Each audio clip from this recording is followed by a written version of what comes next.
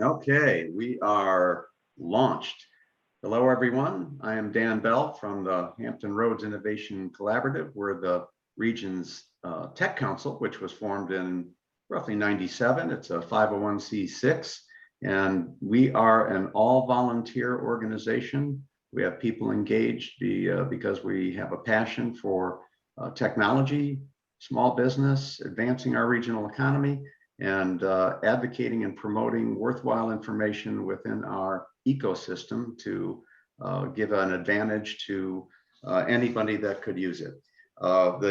These Tech Tuesday programs have been underway for over a year now. I think we're well over a year. I think we're up to about 12 or 13 sessions. Very successful. People are enjoying them. It's a variety of content that we're bringing, and people are learning, and introductions are being made, and all that. Our series sponsor is Cox. They've been a wonderful partner for us and for the region. And I'd like to ask Kevin McNulty from Cox to just say a few words, and then Kevin, when you're done, hand it back over to me. Excellent. Thank you, Dan. Appreciate that, and appreciate the collaborative for giving us the opportunity to continue to sponsor this series. We're looking forward to an excellent discussion today. For those that may not be familiar with Cox, we're the largest privately held broadband company in the United States and have been part of the Hampton Roads community for over 40 years. We continue to invest in our network. That includes $2 billion in investment in Virginia alone over the last 10 years. We have another $5 billion planned in the next 10 years in Virginia. These investments have allowed us to provide 100 gig services for businesses, and are providing a pathway to symmetrical speeds for residential customers. We're also, the network has enabled us to provide a lot of smart community opportunities. So if that's something that you or your business are interested in, please let us know. Finally, and most importantly, if you're a current or future Cox customer, never have any type of service issue, please reach out to me directly. We have a presence in the communities that we serve so that we're accessible and can help improve the customer experience. So honestly, if there's ever an issue, we want to hear about it right away so we can get it corrected and you can enjoy the services that you expect and deserve. With that, thank you, Dan, and I appreciate it, and we'll turn it back over to you. Thank you, Kevin. Again, thank you to Cox for just being a wonderful collaborative partner. And at this point, I'd like to turn it over to Ms. Laura Rodriguez, Director of Technology and Services for Virginia Economic Development Partnership, as well as Jordan Watkins, International Trade Manager, and Jason Smith, Business Manager. All three I thank and from VEDP, and welcome them, and appreciate I'm sure the wonderful content that they're going to share with us. And with that, Laura, I'll turn it over to you. Great, and thank you so much, Dan, for having us today. We look forward to presenting. And just to confirm, I'm still sharing my screen, correct? I can see it. Okay, great, so I'll just jump right in. So today we're going to discuss Virginia's tech ecosystem, the economic climate, and programs. As an economic update, Virginia's economy was significantly impacted by COVID, with about 500,000 jobs lost on net between February and April of 2020. Nearly 1.7 million initial UI claims have been filed since the beginning of the pandemic, and tens of thousands have also seen their hours reduced, second jobs lost, or have dropped out of the labor market entirely. Compared with the nation as a whole, however, Virginia's economy has been relatively resilient. Between April and October of 2020, the Commonwealth saw sustained strong growth in jobs, recovering over 50% of the net jobs lost between February and April of last year. This is in line with national trends. The strong recovery gave way to slowing job growth in the fall of 2020. Now jump forward to August 2021, Virginia is approximately 180,000 jobs below pre-COVID levels. And there's still significant uncertainty in the recovery, and this includes labor, material shortages, bottlenecks in global supply chains, and upward pressure on prices. However, what we're looking at now is, the Moody's Analytics forecast expects Virginia employment to return to pre-COVID-19 levels by the fourth quarter of 2022. Although a challenge is that rural Virginia's recovery may lag by 6 months. COVID-19 has also disproportionately impacted less educated minorities, women, and lower wage earners. What you see here is the Virginia workers earning less than $20 an hour. So 22% of individuals with bachelor's degree make less than $20 an hour, while 77% of these workers with a bachelor's degree make over $40 an hour. 45% that make less than $20 an hour are non-white Hispanic, while 30% of non-white make up over $40 an hour. Also, women, 55% of women make less than $20 an hour, while only 35% of women make over $40 an hour, which means men are highly represented in the over 40 group. However, in this economic climate, we see that Virginia is well positioned for healthy growth in the post-pandemic world. We have a healthy mix of advanced industries that require high-skilled talent and are export-oriented, which bring money into our local economy. Also, as we move forward, we have long-term investments in tech talent. So why Virginia? Why do companies choose Virginia, and why are we optimistic for the future? We are America's top state for talent. We have the highest concentration of tech talent in the United States, the largest investment in the United States for computer science education. We are a globally diverse and inclusive state, and we are ranked as America's best state for business. So diving into tech talent, we have been ranked #1 state in the South for education attainment, and 6th in the United States with over 40% of Virginians with a bachelor's degree or higher. We are able to retain our talent as 60% of graduates opt to remain in Virginia following graduation. Virginia offers access to the highest concentration of tech talent in the United States and the 3rd largest tech industry workforce in the nation, with over 300,000 people in the tech sector. Our mid-Atlantic location facilitates talent attraction from the entire East Coast. And Virginia's already large tech workforce has experienced 11% growth over the last 10 years. Virginia's tech ecosystem has attracted the largest workforce east of the Mississippi, and the 3rd largest in the country. While a significant portion of the workforce is connected to Northern Virginia, our mid-sized markets like Richmond and Hampton Roads, as well as smaller metros like Charlottesville, Blacksburg, Roanoke, Harrisonburg offer access to tech talent across the Commonwealth.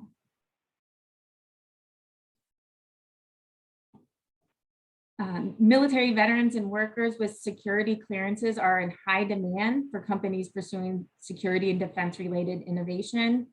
Over 185,000 veterans under the age of 45 are in residence, which is the 4th largest population in the country.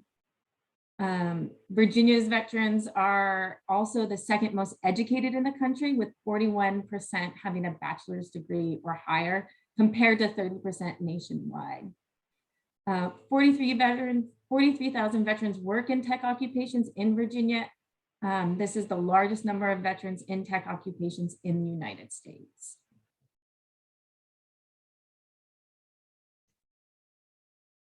So Tech Talent Investment Program. This is a historic, innovative program that is driving more than $2 billion in new funding to double the number of graduates in computer science and related fields. The investment is to add over 32,000 grads in computer science or related fields over 20 years at 15 Virginia institutions of higher education. Nearly 700 million is in undergrad education. Nearly 400 million is in graduate education. And then we have 25 million dedicated to tech internships or apprenticeships and another 25 million for K-12 computer science education. Virginia's higher education institutions are consistently recognized for advancing STEM, computer science, technology, engineering, math. 4 Virginia institutions with computer science programs rank in the top 100 in the country. In all, 60 Virginian schools offer computer science degrees and relevant programs in, for example, cybersecurity, big data. Old Dominion University offers degrees in business analytics, cybersecurity, computer science, modeling, simulation, engineering, list goes on.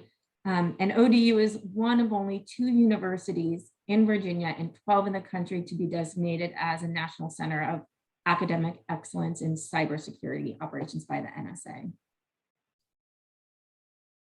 Even given the high concentration of tech talent in the Commonwealth, VEDP has 2 programs to support employers looking to recruit, hire, and train employees. The Talent Accelerator program provides world-class tailored talent solutions, including recruitment and screening, as well as the development and delivery of customized training. The Virginia Jobs Investment Program provides grants to reimburse the cost of recruitment and training if a company already has those programs in their company. And when companies are eligible for these programs, they have the option to choose between those 2 programs. When it comes to racial and ethnic diversity, Virginia is ranked in the top 10 states nationally for the percent of tech workers who are Asian American, Black, and foreign born. The Commonwealth has done a variety of things to encourage and promote DEI initiatives. In 2019, Virginia created the first cabinet level position focused on diversity, equity, and inclusion. The Chief Diversity Officer, Janice Underwood, is the first Chief Diversity Officer at a cabinet level in the United States that represents a state. One of her first priorities was to draft and implement the One Plan, which seeks to increase diversity, equity, and inclusion among the state agencies. And additionally, there are organizations and higher ed institutions across the Commonwealth that have initiatives to attract underrepresented groups to STEM. Virginia's tech talent ecosystem. Virginia's tech industry has expanded significantly over the past 10 years. Over 75,000 new jobs have been created. We've seen $3.7 billion in capital investment, and over 560 tech companies have chosen to invest in Virginia. Technology businesses relocating or expanding in Virginia join a world-class tech leaders like Amazon, Microsoft, Google, and Facebook, as well as companies in emerging sectors such as artificial intelligence, machine learning, fintech, manufacturing tech, software as a service, ed tech. We have seen a diversity of tech businesses grow in the Commonwealth. And in Hampton Roads, this all may be stuff that you're already aware of. We have exceptional access to the veteran population, transatlantic fiber, optic cable access, a thriving industry with up and coming tech and cyber companies, that's really helped boost the region's prominence in the space. And then the regional talent pipeline with great local institutions of higher education. And now I will pass it over to my colleague, Jason.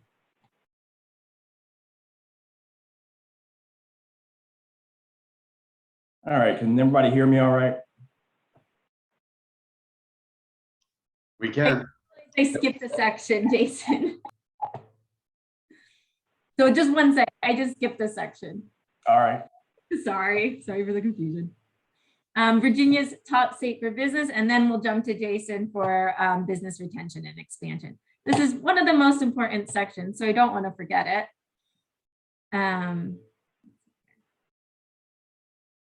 Okay, so Virginia was ranked the #1 top state for business by CNBC. We are the only state to have this ranking 2 consecutive years, and the only state to be ranked first 5 times.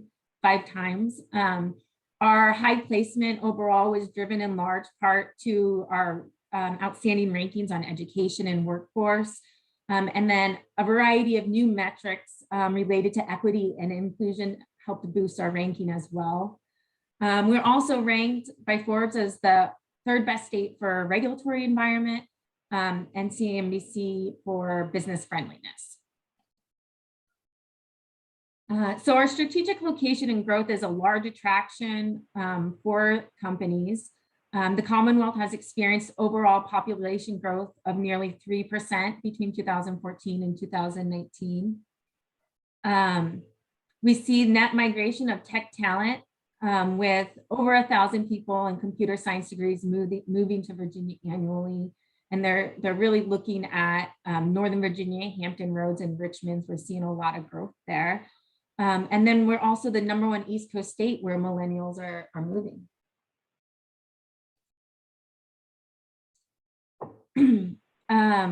And then as noted earlier, Virginia's mid-Atlantic location offers tech firms proximity to economic centers up and down the East Coast, including critical customer markets like the federal government, the Northeast Corridor, and Southeast metro areas. 47% of the US population lives within a 1-day drive of Virginia, and 75% live with a 2-day drive. Virginia boasts over 2,000 miles of fiber and links all major markets in the United States, as well as having the highest density of dark fiber in the world. And I see a comment on federal labs. Yes, I didn't put it in this presentation, but there are a lot of companies that look to partner with the federal labs. There's the technology spinoffs from the federal labs. And that has a major impact on our economy. And because of the stability of those jobs at federal labs, that's given why Virginia has been relatively resilient through COVID-19 as those jobs are very stable. Okay, Jason, now to you. All right. Hi, everybody.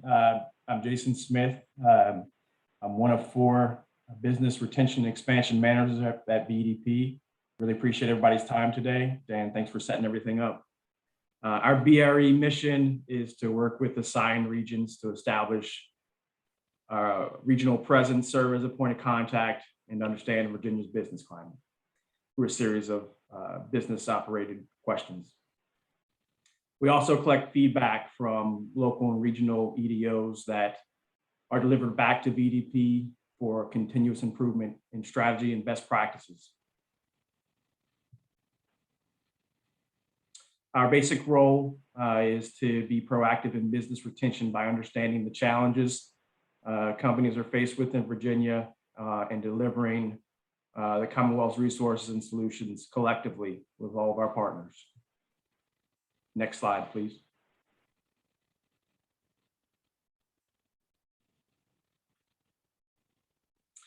All right, so here's one of our programs that we can work with existing companies on.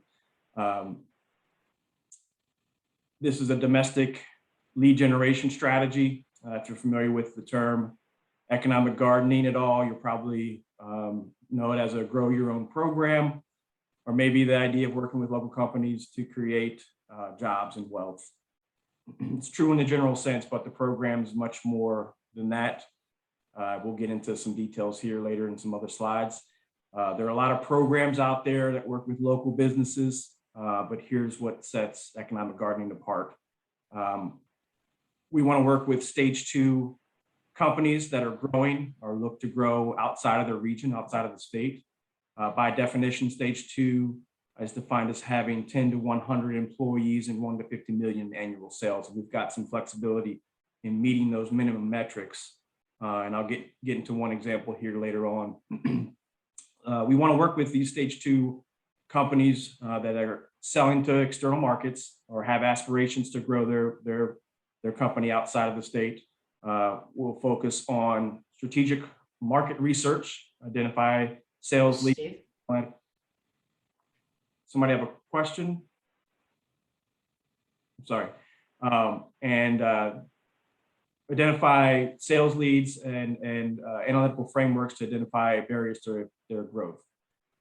Programs geared towards trader sector companies only. So no retail or restaurants, service-based businesses like accountants, banks, financially stressed companies, etc. These folks wouldn't qualify. Think of it as exporting innovation. Think of products that you've seen in the store recently and wondered, where's that made? Simply put, the program will accelerate domestic sales through customized market research, search engine optimization, and finding qualified sales leads. Next slide, please. So a little history. In order to provide this service, VEDP's partnered with the National Center for Economic Gardening, who's been providing this service since 2008. Chris Gibbons pioneered the program early 80s, about 40 years ago. He started NCEG in 2008. He's been very active in our engagements and almost on every call with companies. And the institutional knowledge that he brings has been tremendous, not just for Virginia, but for the entire country who's participated in this program. We'll get into that a little bit later. The National Center for Economic Gardening works with about 25 other states, as well as local and regional EDOs throughout the country. They have about 25 research specialists throughout the US. This is a virtual experience for Virginia companies. And those research specialists are then assigned Virginia engagements to work with our companies. Next slide, please.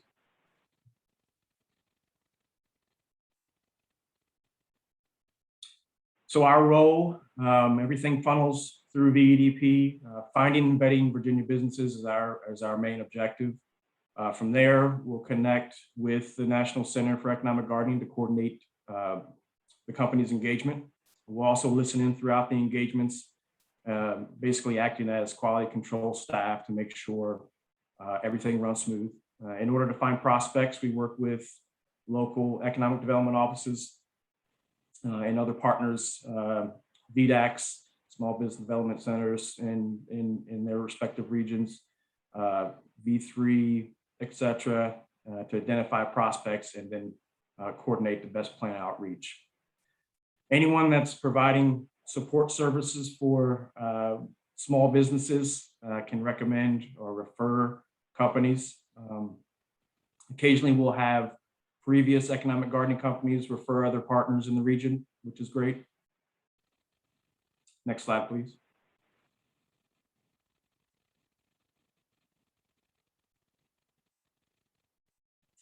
All right, so here's how things work. Here's a high-level overview of engagement, what engagement looks like. We offer this program at no cost. VD covers the entirety. It's about $4,300 per engagement, and each engagement lasts for about 36 hours. So we have 36 hours with research specialists, basically the company does. So a typical engagement runs about 6 to 8 weeks. We recognize that companies want information and data tomorrow, not 5 months from now. On average, a company can expect to spend about 8 to 12 hours of their own time. And how that looks is as we're fed information and data, the company will have a few days to review it. Presentation is set up or a debrief call. And then that's where the company can ask the research team questions and understand the presentation of data before moving on to the next action item. So again, we've got 36 hours per engagement. And I like to remind companies that during the engagement, NCEG is working for them. If there are any other challenges or questions that pop up throughout the engagement, the company has direct access to the research team to ask specific questions in between their engagement or debrief calls. A quick example, Safety Step is out of Roanoke. They manufacture step stools. So if you've been in Walmart or maybe a grocery store, you've probably seen folks stepping up on these little stands, 1 or 2 stands. Most likely they're from Safety Step. And their program was one of the unique engagements in that they wanted to focus just on a 300-mile radius. That's not unusual. For them, they wanted to keep it within an 8-hour, 9-hour driving time to get to their customers. And we were able to focus on a search engine optimization, a LinkedIn strategy for them, and then generate sales leads. Next slide, please.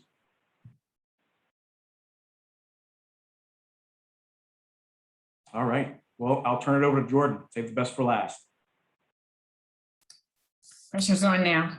Anyway, good afternoon. Jordan Watkins, International Trade Manager for VEDP. Dan, thanks for the opportunity to present today and for all the participants.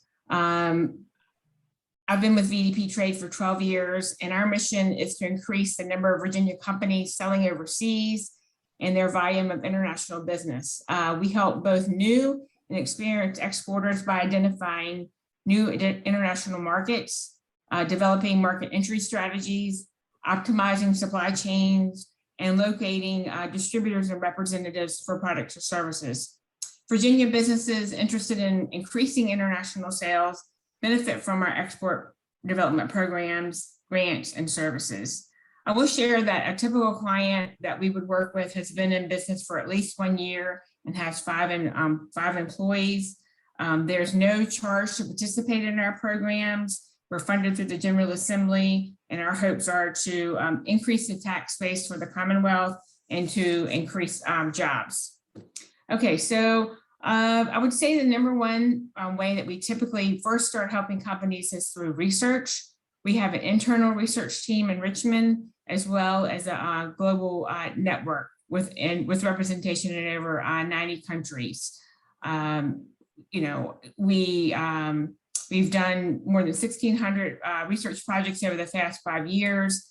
And the benefit of working with us and our research team is you get in-country market research that's fully customized toward your company's objectives, product, or service. Some of the ways that we help with our internal research team, if you're a local company and a company in Taiwan is asking you to be a potential partner, we can do due diligence on that company, make sure that they say who they are. A lot of companies need assistance on what's my Schedule B number. A lot of people know what the NAICS code is, but you need to have a Schedule B number in order to export. Who's importing my product or service? What regulations do I need to be made aware of? And how do I find a local partner? I would say the ways that we, the 4 key components of our programs are assistance for business planning, the research, the export guidance, and the travel. I will say that with the pandemic, we had to pivot our approach. So companies that were typically going on trade missions and international trade shows kind of had to step back and really start to reevaluate where their next country target would be. So research has always been a good foundation for our programs, but continues to be. And then we also had to pivot from in-country trade missions to virtual trade missions. So this has been a good way for people to maybe start a dialogue before they actually spend all that money to go to country for a week and have a set group of specific meetings. Okay, we'll go to the next slide. So we really want to help clients get you to market. These are just an example of the countries that we have representation in. Where we don't have representation, we typically work with U.S. commercial services. So, you know, this is just a random sampling. I will say that Mexico, the UK, Canada, Eastern Europe, and Southeast Asia are very strong markets for us even now during this time of pandemic. Next slide. So, you know, typically we offer about 15 trade missions a year in addition to specific market trade shows. So, you know, we would recruit up to 8 companies to go on these missions. I'm leading a mission to the UK. I was telling Dan earlier for May 2022, and we've already got 10 companies signed up. So that's a good sign that people are interested in getting back to market. Once you do register for a trade mission, what we do is provide a customized international business plan for you while you're in country. Our team will help identify, screen, set appointments with qualified distributors, agents, or partners. You actually go on the trade mission for in a designated week. And then once you come back from the trade mission, you have access to our consultants for over 90 days. If there's any, you know, hiccups with, you know, engaging the potential clients, or if you just need assistance on the ground, they're there to help you do that. We also offer a number of trade shows a year, which I'll share that list for you coming up. But trade shows, we allow a company to participate in trade shows for about $2,500. The Commonwealth pays over $100,000 for our companies to participate in these trade shows. I will say it's a great deal. You know, they're under the auspice of the Commonwealth of Virginia. You know, a lot of support there. We work with commercial services, and we even have the capability to set up meetings while the folks are in country for those trade shows. Yeah, and then we also offer independent market visits. So if you can't participate in a trade mission during a set week, we can organize a set of meetings for you, 3 to 4 days in country at your own leisure, if it whatever makes more sense for you. Okay, so the next slide. So here is a copy of our trade shows coming up for this next fiscal year. I did want to say that Info Security Europe 2020 will be in London. I think that might be of interest to this particular group. It's the #1 cyber show in Europe. So these shows fill up fairly quickly. I think I went out of order, but anyway, these shows fill up fairly quickly. And for $2,500, we can go and exhibit. It's a great deal when companies normally have to put $20,000 or $30,000 out to be in a freestanding booth themselves. So this is just an example of the types of trade missions and trade shows that we are leading for this next fiscal year.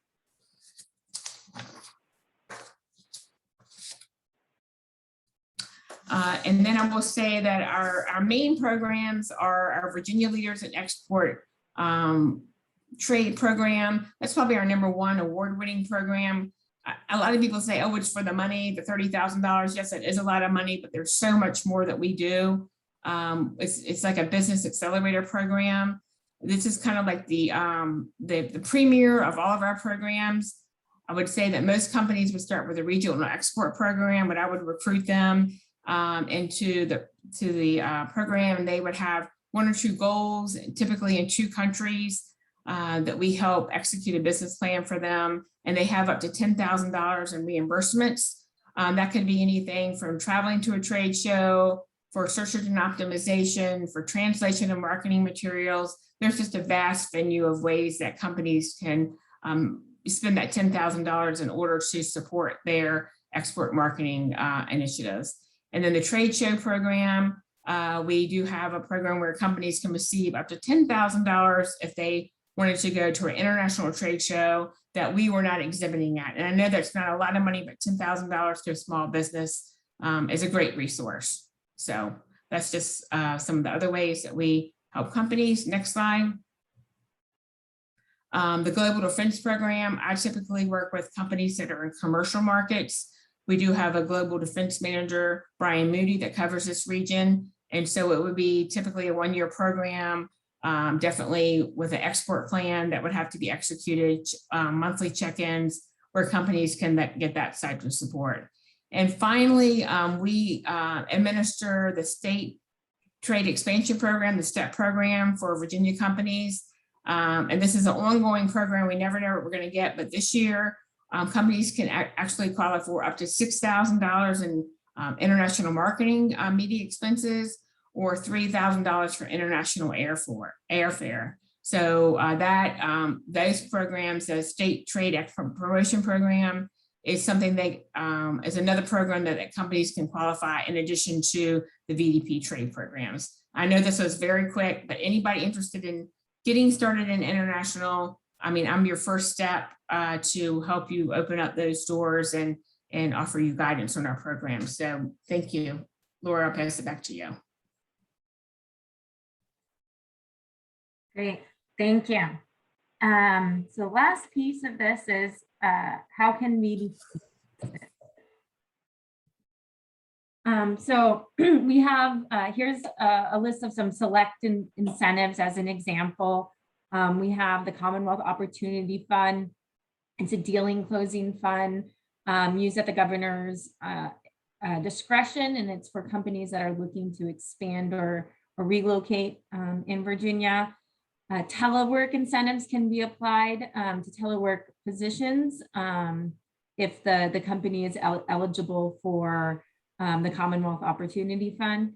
And then other incentives, actually the telework incentive can be applied. Major business facility job tax credit. So this is a tax credit allowed for companies that are looking at expanding, relocating. And then we have the data center retail sales and use exemption, and then the talent accelerator and Virginia Jobs Investment Program, which I described before. If you are, looking at expanding within Virginia, please don't hesitate to reach out, because if one of these incentives doesn't fit, we may have something else, since we have quite a few incentives. So how does VEDP offer support? We can be your single point of contact in Virginia.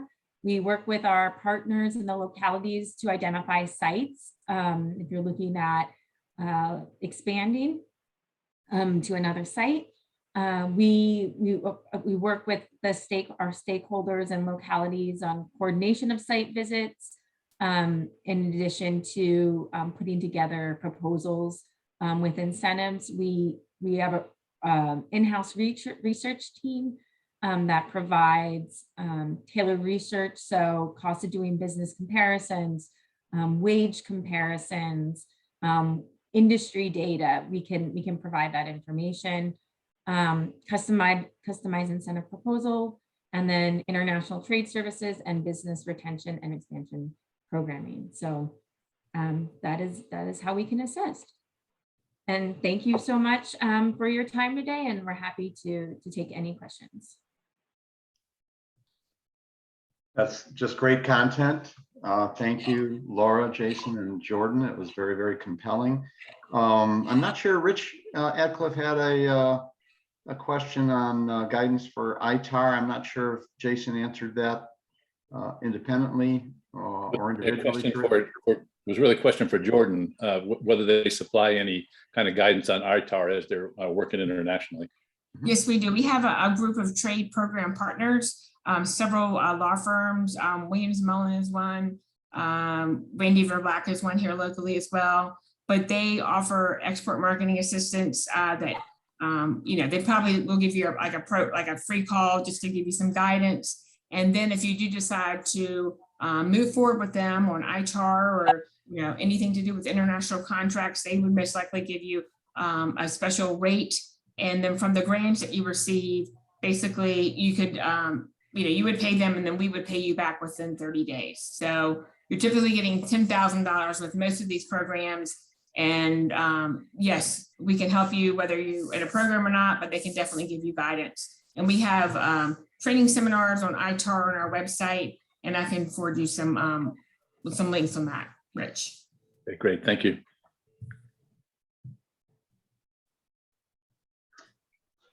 Question from me. So you interface directly with the economic development offices in each municipality? Is that, Yes, that's to the group? Is that a correct assumption? Yeah, so we work with the regional economic development groups, the county economic development groups, and the municipality groups. So wherever the project fits, we connect with all of those partners for the project. So for example, for the Commonwealth Opportunity Fund, to access that incentive, there must be a local match. So we'll work with the appropriate team in either the county or the municipality to get that incentive. Very good. Is there, not to put you on the spot, but where do you see the most activity? Is that a fair question? Yeah, I mean, we really see it across the state. So when you look at, there's two teams, there's two different project teams in VEDP. We have the products team that focuses on manufacturing. And so those projects are in areas where they have, access to the land, because they'll have big manufacturing facilities. Our team that does tech and service projects, we do see these more in urban corridors just because of the nature where they want to be in highly densely populated areas. So it really depends what the mix is, or what the company produces, and it really ranges on across industries. Very good, thank you. Do you think cyber is still? Well, hold on, Rick has a question. I'll defer to that. Can you see that in chat? Is VEDP involved in any aspects of expanding our ports, imports, exports? So the port, we aren't directly involved in the operations of the port.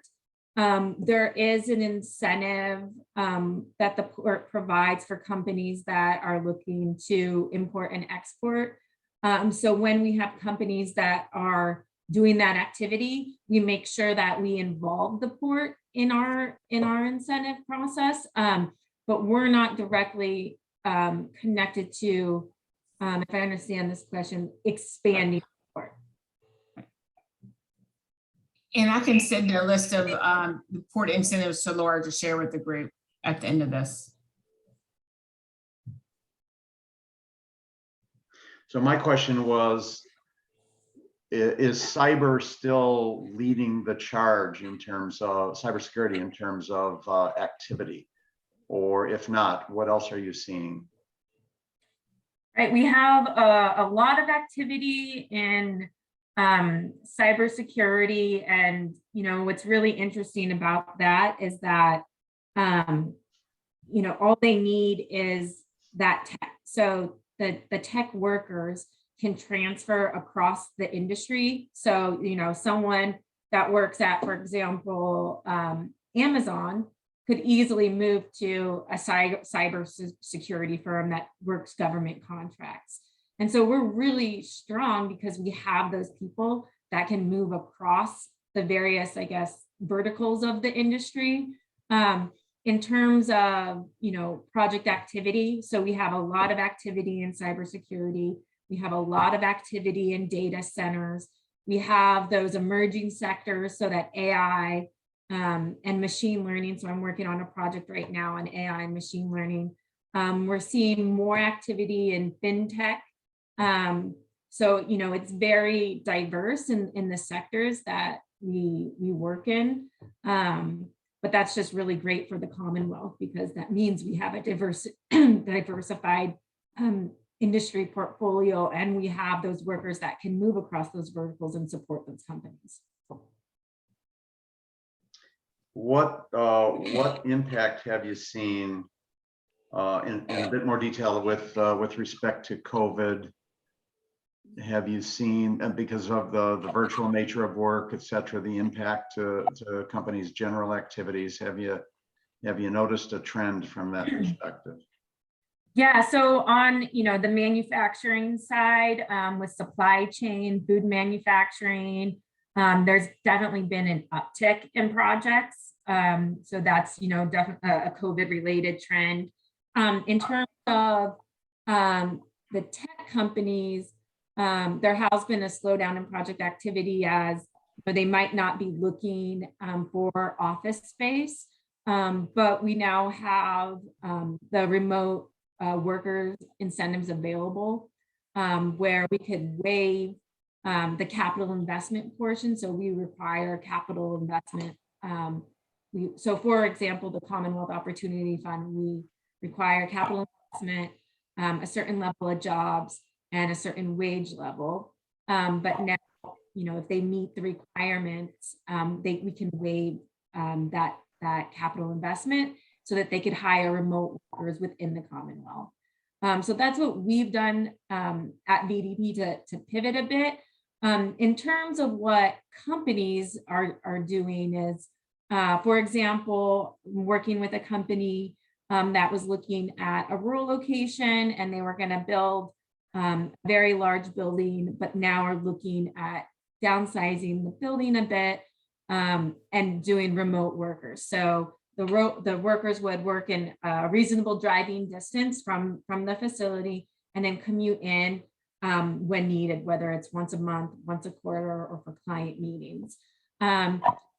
In our conversations with the consultant world, site consultants, they've indicated that people still are working remotely and just waiting out to see what post-COVID is really like. Both sides, they expect that their remote work will contain, remote workers will stay, or see people go back to the office. So it's really both ways.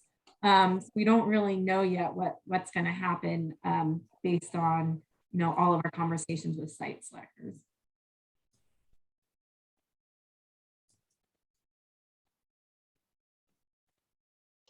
I believe there's another question from Rich.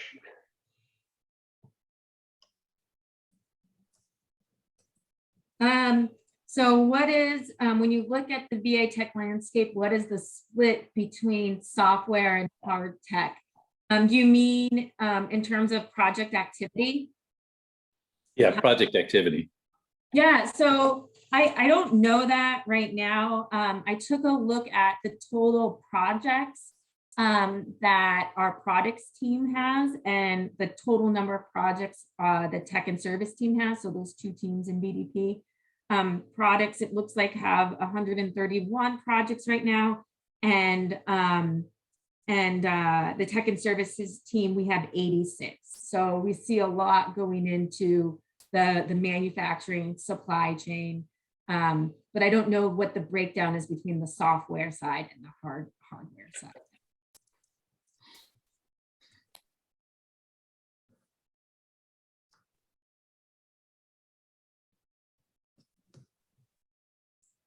Any other questions? We're approaching 1 o'clock. There's 5 minutes left or 4 minutes left. If there's any questions, this would be a good time. Well, since it's quiet, I'll jump back to my first question, which was around the federal labs. I just think as you're pitching the state and its assets to not include those federal labs and their assets seems to be a miss. So I just encourage you to think about that. I mean, you talk about these companies and their tech, but the tech that's coming out of the federal labs, that we have 2 NASA labs in the state. This is not something that should be overlooked. Yeah, no, we definitely pitch them. I just didn't put them in this. I didn't put a lot of information on the Hampton Roads area since this is where you guys already are. But when we pitch to companies, we definitely include, we have a really nice map of all the federal labs, all the military installations, we have a map of all the companies that do contract work for the federal government. So it's definitely things that we included. Just I didn't put it in this presentation in particular. The only thing I would say is that mentally, I think sometimes we think of the federal labs as customers, but we also need to be thinking of them as tech suppliers. And so when you think about the tech ecosystem, I would think the lab would be in there also. That's my only point. Thank you.